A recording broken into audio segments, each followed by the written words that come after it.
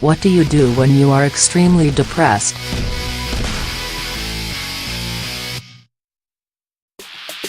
I will try to be respectful, as Quora requires, to all the other responders, but if you are clinically depressed, if you suffer from what is labeled a mental illness, hate that label, as I do, all the self-help, happy talk in the world is not going to make it go away. The people who write the self-help books will be happy about the money you pay them, but you will still battle with the depression. I suggest you get professional help. That may mean medication, it does for me. Medication doesn't mean that you are just taking a happy pill and being over-medicated. For some, like me, that medication is as necessary for a healthy life as insulin is necessary to a diabetic for a healthy life. I still have ups and downs, I still get sad, but I am no longer suicidal with it. Talking to someone who really knows what they are doing, a mental health professional, not just a friend, or someone who has decided they can get rich by doing self-help seminars, can help. They can help you decide whether medication or another course is necessary. I have suffered from manic depression since I was about 13. I was suicidal more times than I can count before finally going to a psychiatrist in my late 40s. I tried every self-help guru you can imagine. I had all the happy affirmations taped on my mirror. I exercised until I was ready to drop. And the depression would still close in. Respectfully, as Quora requires, to everyone who suggests that you can talk yourself out of it with positive mental attitude, I don't think they have suffered from true, clinical depression. If they have, and what they suggest worked for them, I'm glad for them. But, for most of us with true clinical depression, positive affirmations, lists of happy thoughts, healthy living and exercise may help some days, but they won't make the depression go away.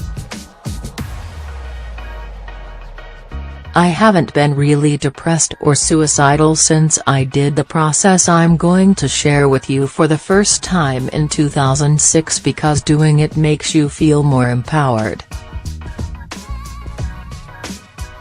Deep depression and suicidal thoughts come when you feel hopeless and disempowered. It was a January afternoon and I was utterly miserable. My heart was broken. I thought the love of my life was gone and that no one would ever begin to compare to him. I thought that it would be unfair to ever again have another relationship since no one would ever match the love that was gone. I saw years and years stretching until the end of my life of living alone and being lonely. I longed for what had been, or really, for what I thought it was, since I now know that what I thought it was and what it was were two different things. I'd been suicidal before, many times. The only thing that was keeping me going was that there was no one to raise my children if I was gone, so I wouldn't abandon them. I had to wait until they were grown before I could quit, but how I yearned for the sweet release of death, of no longer feeling the cavernous ache, the hollowness inside, the lump in my throat, the emptiness. This particular day, even the thought of being there for my daughters was beginning to lose its power to keep me here. I was beginning to rationalize scenarios in which they would be fine without me. I thought about how to kill myself so the life insurance would pay and ensure them a good start in life. They were at school and I was alone. Then I remembered that something I read encouraged me to make a list of things that feel good to think about, and I had. It was in my wallet. I saw it every time I took money out or put money into my wallet. I grabbed my purse, worried it was no longer there because I couldn't remember a single thing that was on the list. My mind, literally, could not find a positive thought to save my life. Ah, there it was. Sunrises, sunsets, babies, flowers, little red-headed girls, the mountains. Sunrises. It is the middle of the day. Sunsets. Middle of the day. Babies.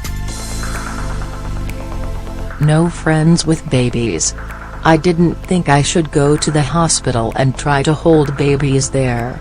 Flowers. The 1 month of the year my yard doesn't have any flowers. I didn't know any. I couldn't drive to the mountains and get back in time to pick my daughters up from school. I could feel the hopelessness swelling up inside me, but then I remembered that the grocery store has flowers, even in the middle of January. I couldn't put my coat on fast enough. I got in the car and drove to the grocery store. I don't know if the employees thought I was crazy or not.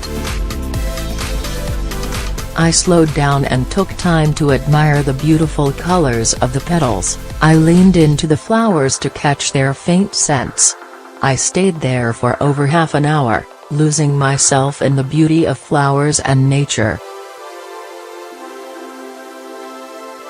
The time I felt ready to leave, I felt better. I no longer felt as if I was in a completely hopeless situation. I had deliberately, with conscious intent, done something that changed my emotional state. Hurrah! The sense of empowerment that gave me wow. The first time I said, no more.